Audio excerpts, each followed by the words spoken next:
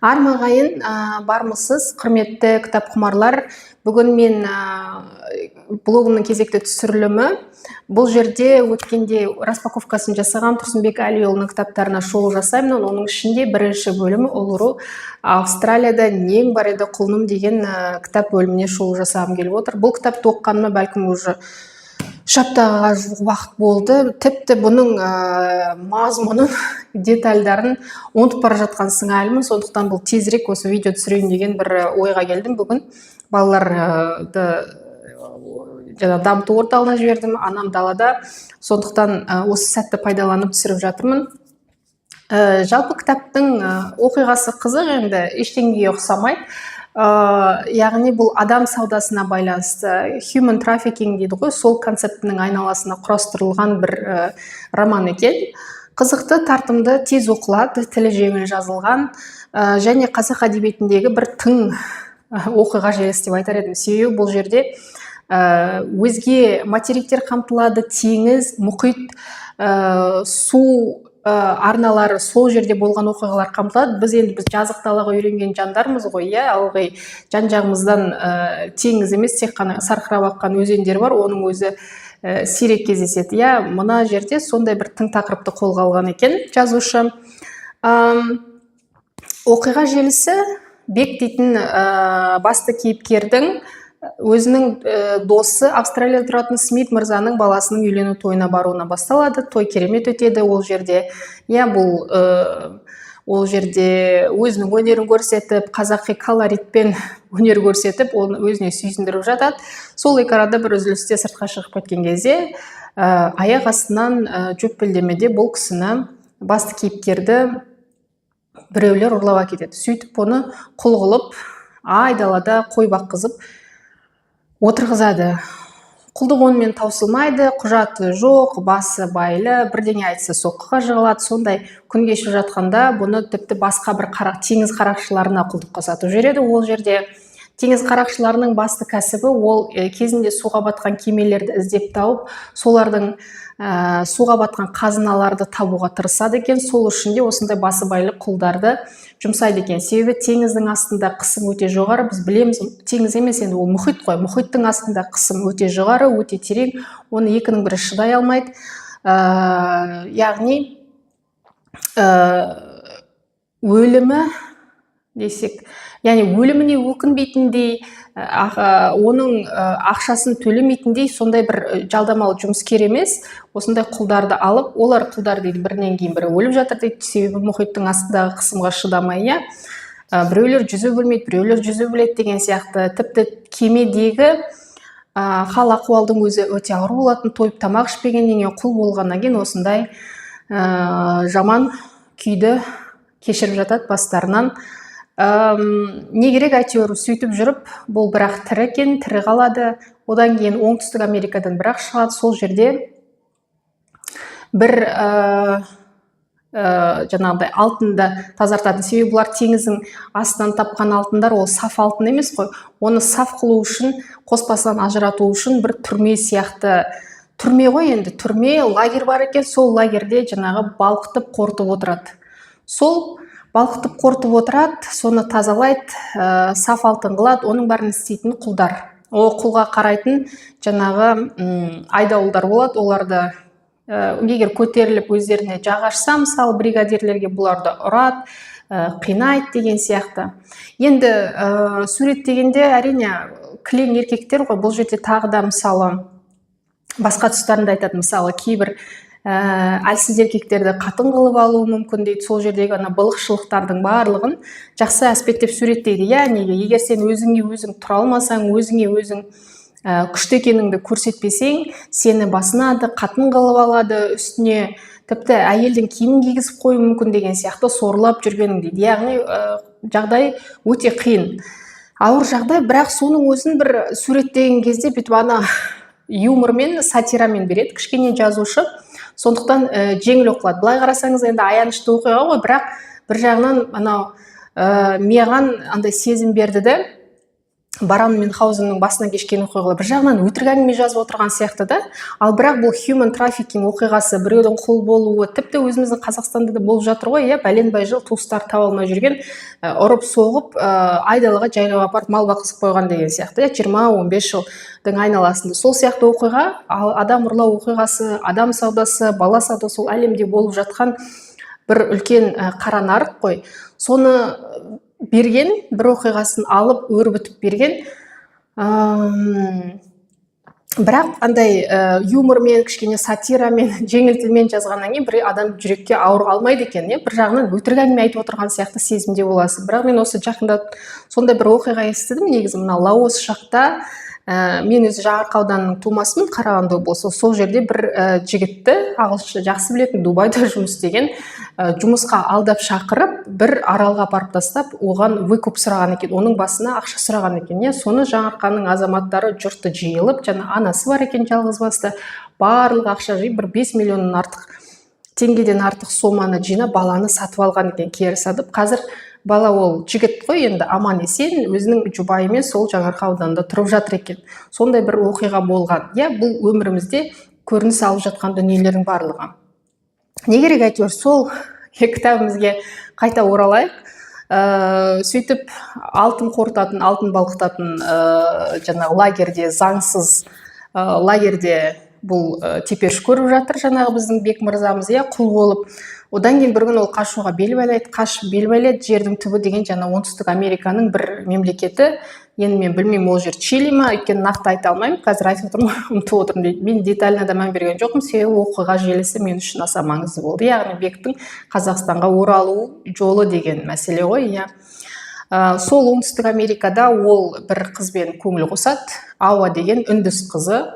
Онымен көңіл жарастырады, көңіл қосады, сол үйде жүреді. Бір шама уақыт ол қашып шыққаннан кейін оның баратын жері басар тауы болмайды ғой, соны бір үндіс отбасы резервацияда тұратын бұны паналатқан екен, мұхиттың жағасында тұратын. Сөйтіп шамалы уақыт жүреді, бірақ елге деген сағынышы бұған маза бермейді, ол жерде тұрақтап қала алмайды. Сөйтіп жағалауға келген бір кемемен, лайнер ғой енді, ол жерде кілең байлар демалып жүретін, солармен бірге теңізге, мұхитқа шығып кетеді, қашып шығады. Сөйтіп шамалы уақыт Чилиде болады. Енді Латын Американың барлық қызықтарын түгелдеп айтады. Сөйтіп жүріп ол жерден бір шағын судно дейді ғой, кеме емес, не қайықтан үлкен бір моторлық қайық болуы мүмкін. Сонымен әйтеуір мұхитқа шығып, бүкіл Алясканы айналып, Аляскадан солтүстік Америкаға барады, сол жерде Аляска, Гренландияға барады, Гренландиядан не керек, бір ресейліктердің сүңгуір қайығына отырып, бүкіл Камчатка дейін, Камчаткадан айналып келіп, неге Қазақстанға келеді ғой, әйтеуір. Бір осындай бір үлкен әлемді аралап отанға оралу бір сапарын жасап шығады.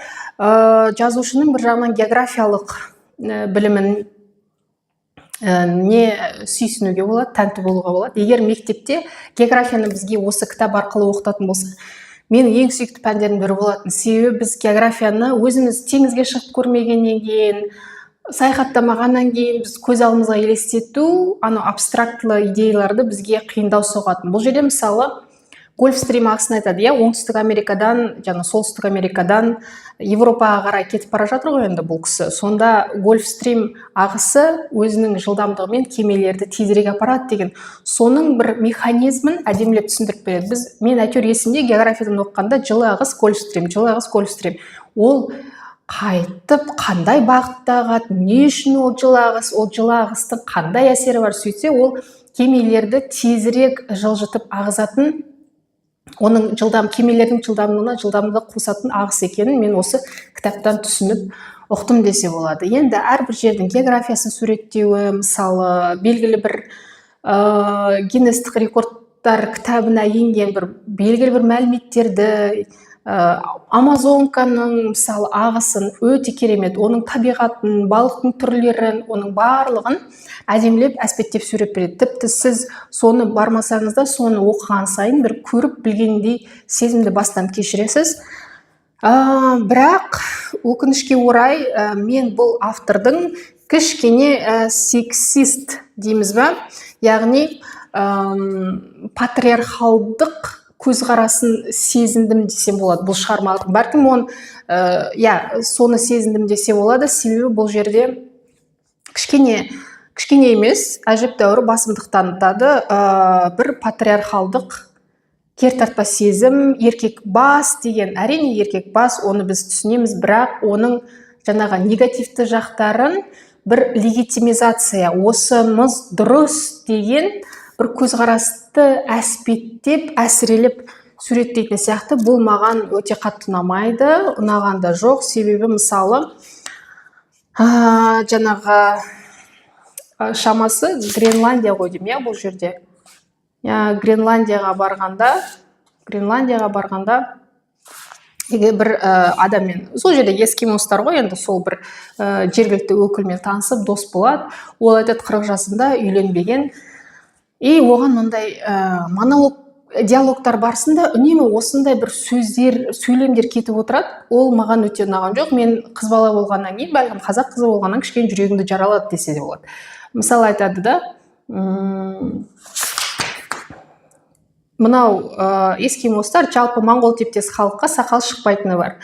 Мұрт та шығып жартпайды, тарам-тарам 2-3 тал сақал мұрты бар. Тістері де әр жерге бар шығатын талдардай, ана-мына жерден қараң береді. Мен айттым дейді оған, қыз керек болса бізге Қазақстанға кел, қаптаған кәрі қыз, ажырасқан қатын таңдап жүріп аласың деймін. Маған шын ба дегендей көзі бақырайып қарады, жарты бас. Қазақстанда көп шығар, енді бұл қашан жазылды? 2014-2016 жылдар жазылған кітап болуы мүмкін. Ажырасқандар статистикасы бойынша Қазақстан әлемде бірінші орында, алдағы орындарда, енді бірінші, мен жақсылап қарауымыз керек. Бірақ біздің қоғам қашан ажырасқан әйелді проблема қылуды тоқтатады екен? Мен осыны ойлаймын да. Ажырасқан әйелдер не істеп жатыр? Ажырасқан әйелдер наркоман болып жатыр ма? Ажырасқан әйелдер біреудің мал мүлкін ұрлап жүр ма? Ажырасқан әйелдер өздері тісімен тістеп, анау алиментті төлемейтін байлары тастап кеткен балалардың барлығын өздері тісімен тістегендей асырап оқытып жүр. Көпшілігі, мен барлығына 100%-ке жауап бермеймін, бірақ 99% солай деп айта аламын. Ажырасқан әйелдер ұрлаумен, ставка тігумен, арақ ішумен, наркоманиямен айналысып жүр ма? Мен білмеймін. Олай емес деп ойлаймын. Ажырасқан әйелдерден басқа біздің қазақ қоғамында проблема бұлай бастан асады. Және де бұл статистика бойынша Қазақстандағы әйелдер көп дейді. Әйелдер көп емес. Мен осыдан бір 10 шақты жыл бұрын ниш саласында жұмыс істеп жүргенде география мұғалімдерімен біз семинар өткіздік. Сол кезде бір апай айтқан, Қазақстанда әйелдердің саны мен еркектердің саны баяғыда теңескен. Тек еркектердің көбісі түрмеде отыр деді. Яғни қылмысқа баратын, бізде әйелін ұрып соғатын, абьюзер жасайтын, тілмен болсын, физикалық тұрғыда болсын, бізде ер адамдар. Сондықтан енді қазір заңнаманың шығып жатқаны тегін емес қой. Егер бұрынғы министрдің өзі әйелін ұрып соққылап өлтірсе, бұл белгілі бір қоңырау ғой бізге соғылып жатқан. Сондықтан ажырасқан әйелдерді біздің қоғамда, немесе тұрмысқа шықпай жүрген кәрі қыздарды, былайша айтқанда, біздің қоғамда проблемалық қылудың қажеті жоқ. Ол ажырасқан әйелдер, ол кәрі қыздар не істеп жатыр? Жұмысын істеп жатыр, еңбегін тауып жатыр, үйлерін сатып алып жатыр. Мысалы, менің жұмысымда ол уақыты келгенде әркім өзі біледі, тұрмысқа шыққысы келе ме, шыққысы келмей ме. Қазір деген бұрынғы заманмен салыстырудың қажеті жоқ. Себебі біздің қыздар оқыған, көз ашық, білім алған, ол өзіне теңін іздейді. Қазақтың өзі айтқан, тең-теңімен, тезек қабымен. Егер анау Санжар Керімбайдың да бергенде интервьюларын тыңдаңыздар. Егер қазақ қызын оқытты дейді, барын салды, ол біздің не болып шықты дейді, оқыған, көз ашық, мал табар, әйел затына айналды дейді. Енді оқыған, көз ашық, мал табар әйел заты оқымаған, жұмыс істегісі келмейтін, енжар, кер тартпа еркекке күйеуге шыға ма дейді. Оны қашанғы сүйретіп жүреді дейді, күйеуге шыққан күннің өзінде. Әрине, осының себебі бойынша конфликті туындайды. одан кейін де ажырасулар көп. Енді ажырасудың одан да басқа себептері бар ғой негізі. Сондықтан менің айтар едім, егер тыңдаушыларым, құрметті көрермендер, жазушылар болсын, қағаз түртіп өздеріңіз бірдеңе біледі деп есептейтін жазушылар, қазақ қоғамында кәрі қыздар мен ажырасқан әйелдерді проблема ретінде қарастыруды қойыңыздар.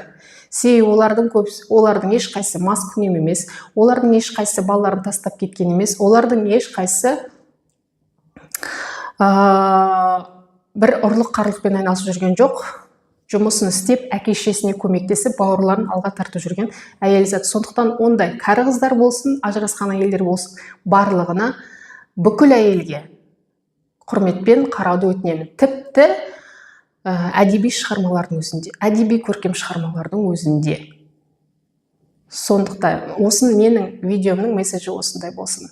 Сау саламатта болыңыздар. Тағы кезекті видео түсірілімдерде жолыққанша.